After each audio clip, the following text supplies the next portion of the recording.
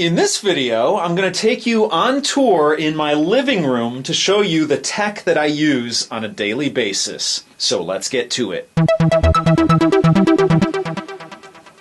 Now, before I get started, I just wanted to cover a couple of things, and the first of which is that yesterday, January 6th, 2015, was my 5-year anniversary here on YouTube. And originally this video was going to be posted yesterday. Unfortunately, I just didn't have the time to do it. Now, currently, at the time of filming this video, right now, I have 23,834 subscribers. And I wanted to thank each and every one of you for sticking with me throughout the years, or even if you're a brand new subscriber that just discovered my channel, I just wanted to thank you all for watching my videos. My videos over the 5-year span that I've been here on YouTube have garnered 8,486,348 views. That blows my mind, and I just wanted to take the time out to thank each and every one of you. So enough of all that talk. I've wanted to do this video for quite some time. A lot of people have asked me in the past, what do you use on a regular basis? Well, I'm going to take you through a tour of each of my rooms that I have technology in. So this is the first video in this series. We're going to cover my living room. Then we're going to cover the bedroom, we're going to cover my attic, and then we're going to cover what I use. Some people call it what's in my bag. I'm going to show you what I use on a daily basis, and then I'll show you my office. So there's going to be several videos in this series. So again, I'm in my living room. I do a lot of videos in here. I'm actually going to I'm going to move the camera around in a second and take you on tour in here. But the good thing about this room is the acoustics are really good because there's a lot of furniture in here, and there's no echoes in here. There's carpeting, not wall to wall, but there's some area carpeting and whatnot, and curtains and things like that. So acoustically, it's a very good room to film in, and I like the backgrounds. But anyway, the first thing that you're looking at is my LG TV. Now, I did a review and an unboxing on this television on my channel. It's several years old now, but it's an LG Cinema Smart TV. It's a 240 hertz 3D television, and the model number is 47LM7600. And the reason I went with an LG TV is because I like 3D. I know I'm in the minority, not a lot of people like 3D, but I like 3D. And at the time that I purchased this television, there were only 3 manufacturers that made passive 3D televisions. Now, if you're not familiar, passive 3D is the same kind of 3D you see in the movie theaters. It's just a polarized lens that you have in your glasses. Most manufacturers made active shutter glasses, which are the ones that have batteries in them. But at the time, LG, Toshiba, and Vizio were the only 3 companies that made 3D television sets that were passive 3D. And as you can see, my cats are running around in here. But so I went with this television set. I tracked down a 240 hertz model, and I'm very happy with it. The only thing I would say about it that I would like to change, maybe potentially, obviously I'm not going to be able to, but if I could do it all over, I would want a TV that didn't have the magic remote, which is the, let me show you here, let me grab it out here. It's, hopefully my cats don't play with it, but you have this Wii Motion-like pointer that you have on the screen. I definitely prefer remote controls with dedicated buttons, and not that you have to enter a menu to go somewhere that you want to go to, because it just adds an extra step. If you have a remote control that has dedicated buttons, even if it has a lot of buttons on it, it allows you to jump to what you want to jump to immediately without having to go through a menu. But the LG TV on the whole, I'm very happy with it. It's a 47-inch panel, and I really like the stand on it. I think it's one of the best looking LG TVs that has ever come out, and the 3D on it is great. So when I watch, I have a lot of options to watch 3D, but if I want to watch 3D, I watch it on this television down here. There's a closer look. I'm going from my tripod to a handheld. Now, under the TV, I have one of 5 speakers here. This is an old speaker that I've had. I never did a video on it. I have 5 speakers. It's a 5.1 system in here. But it does the job. I'm not really an audiophile. I just like to, hear. I like loud speakers, and I like speakers that are placed throughout the room where you get the different sounds coming out of them. Other than that, I'm not hugely into the sound quality, as long as the speakers are not broken, of course. So let's go down here to my computer. It's a Gateway computer. It's a Gateway SX237-UR10P, and it's my DVR.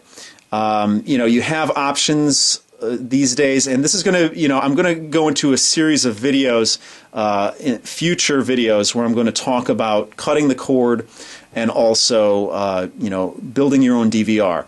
And in this instance, I actually built my own DVR. Now, if you're wondering what this is, I had gotten a rescue cat, and that's a pillow that she came with. The Girl Scouts had made that, so she likes to go into that area sometimes. But anyway, back to the computer here. It's an off-the-shelf. Generally, I don't buy desktop computers, but I did buy it from Best Buy, and I just wanted something that would make a great DVR. So it's a good media server, and it's a good DVR, and it's hooked up to a cable card device that I'll show you in a second. I'm going to be doing some upgrades on this computer.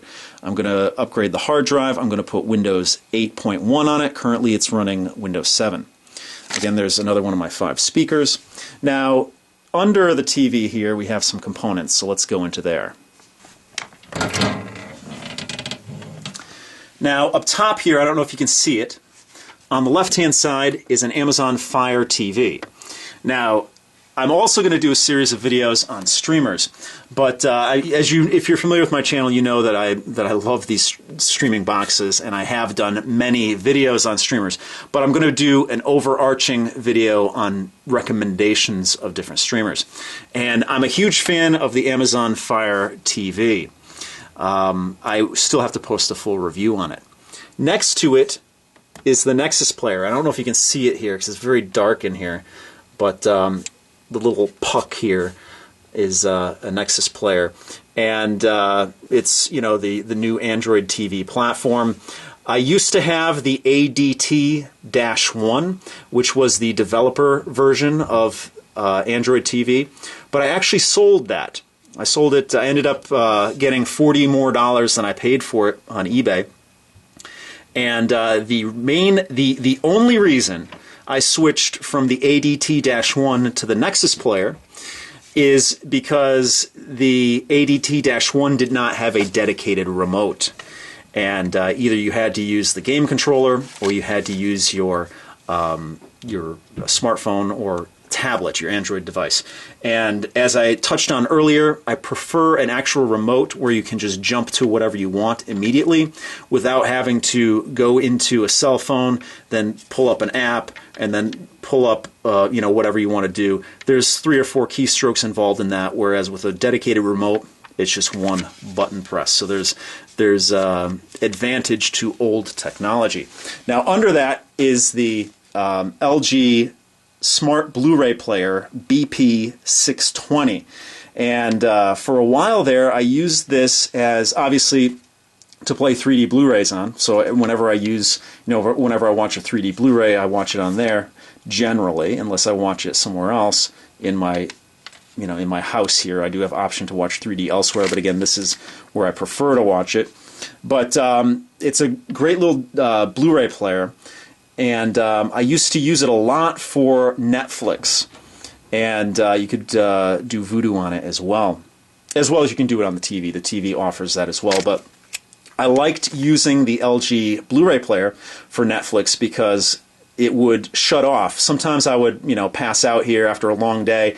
I put some Netflix on and then fall asleep on the couch, and this Blu-ray player here would, when you're done watching, when there's no input after that, it'll just shut down, and then the TV realizes that nothing's going on, so the TV will shut down too. So it's a nice little feature. You don't have to set a sleep function on the television set.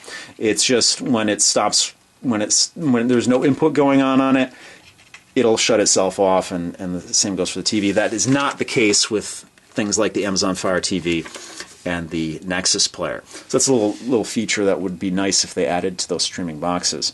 Now below that is my receiver that I use down here, and this is a Sony STR DG720.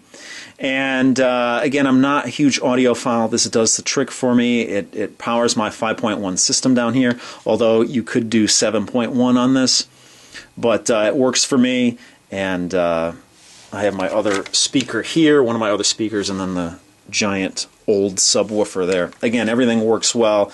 Nothing's broken, nothing's crackling or anything. But if you are an audiophile, you could probably get a higher quality device. But again, this works for me.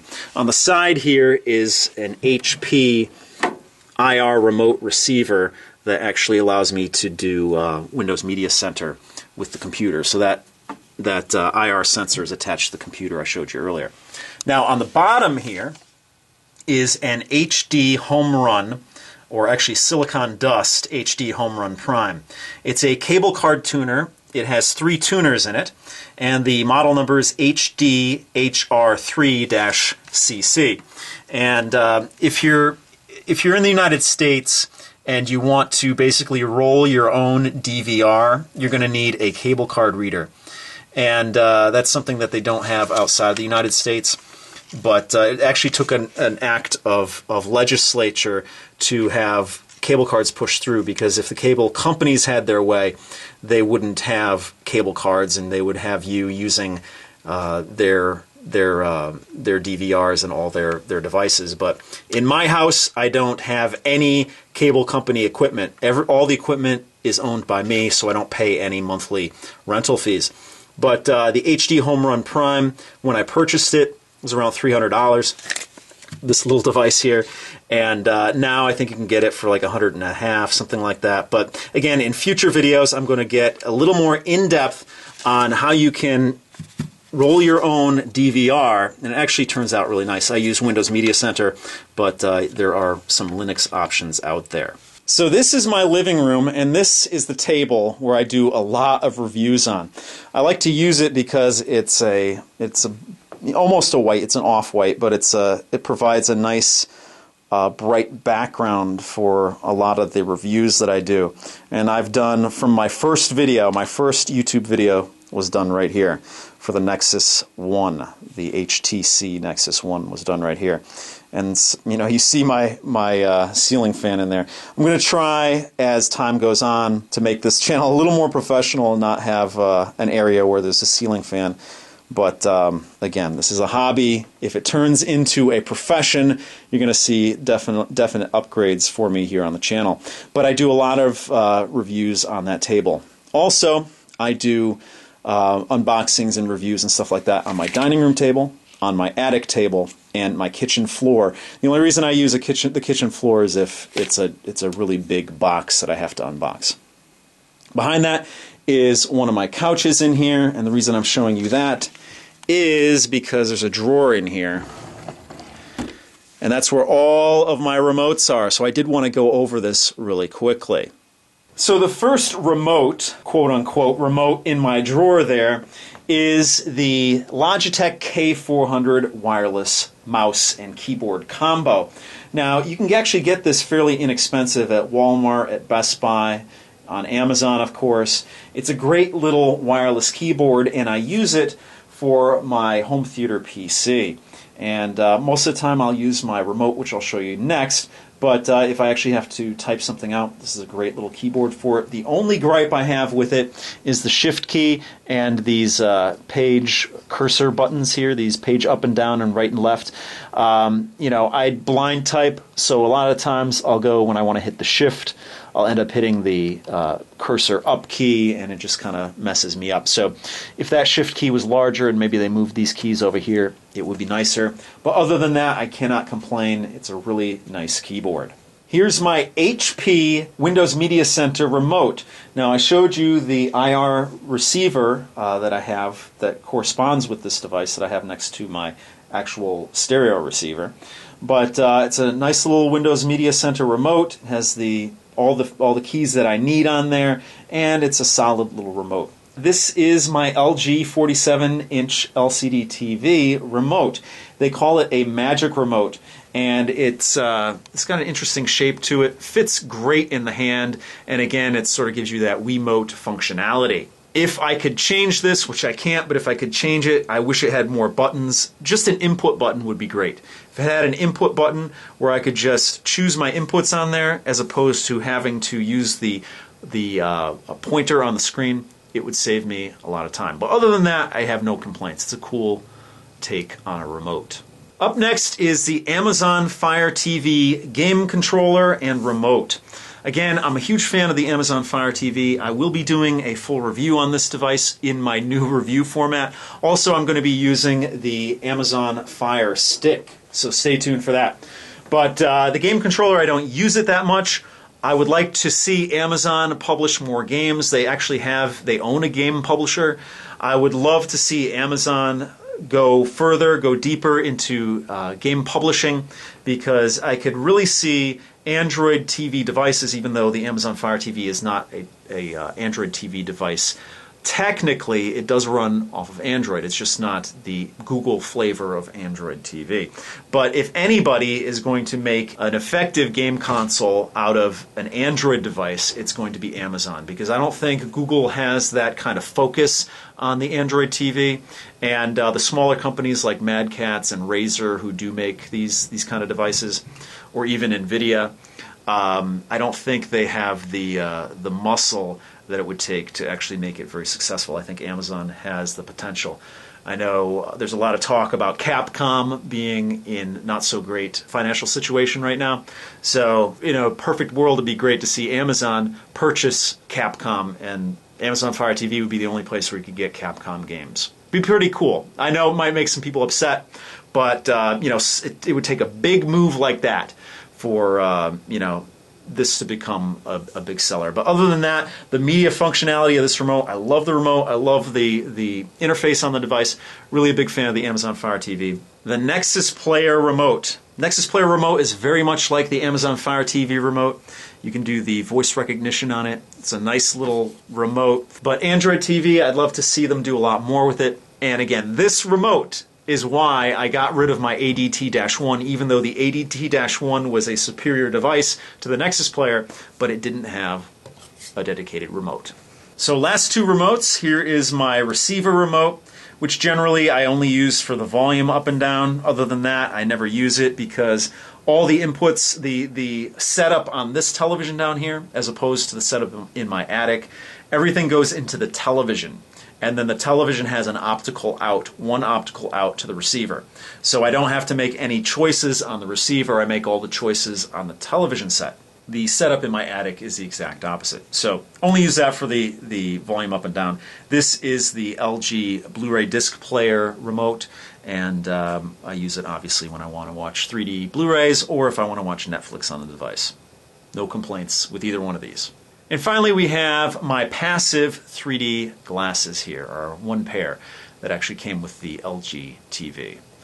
Again, I prefer this kind of 3D to active shutter only because you don't get the resolution that you get on an active shutter. I did a full video on different 3D technologies, but just because the glasses are much lighter and you don't have to worry about batteries or anything like that, is why I prefer passive 3D. So that's 6 remote controls, 1 gamepad, and 1 keyboard. Some of you might think that I should get a universal remote, but honestly, I don't really find that I need it. Once I have my volume set, I never really touch it that much. So generally, I'm only using 1 remote at a time. Now, the only other 2 things I did want to show you were that I have 1 speaker back here behind a curtain, right down there, and then the other speaker is back here, right there. Now, hopefully I'll be doing this once a year, even though the television set won't be replaced probably for a long, long time. Unless it breaks down, I won't be buying another one. And I know 4K is all the rage right now, but I'm actually going to wait until 8K comes out, because 8K supposedly is when it's topping out. Resolution cannot get any better than that. I mean, it can, but your eyes cannot tell the difference once you get beyond 8K. And right now there are no 8K television sets out there, but just think of 4K as the equivalent to 720p as 8K is the equivalent to 1080p, even though obviously the resolution on 4K is much better than the 720p, but you understand what I'm saying. There's the two kinds of UHD TVs are going to be 4K and 8K, just like the two kinds of HD TVs were 720p and 1080p. So I'm going to wait until the 8K TVs before I get another television set. But other than that, you're probably going to see some changes up here. I am going to change what's going on with the DVR a little bit. It's going to be the same machine, but I'm going to do some work on the innards. I might cut the cord totally this year. So that's going to be something interesting. I might get rid of my HD Home Run Prime, but I'm going to do a series of videos on, cutting the cord and maybe just not totally cutting the cord, what you can do for those things. Obviously, my streamer is going to be probably different the next time I do this, but I'll give you an update as time goes on. Maybe again, once a year we'll do this. So that's going to do it for this video. If you have any questions or comments, please post them down below. If you like what you see, please subscribe. And as always, if you want to help out my channel, give me a thumbs up, favorite this video, or share this video. So thanks so much for watching, and I'll see you guys next time.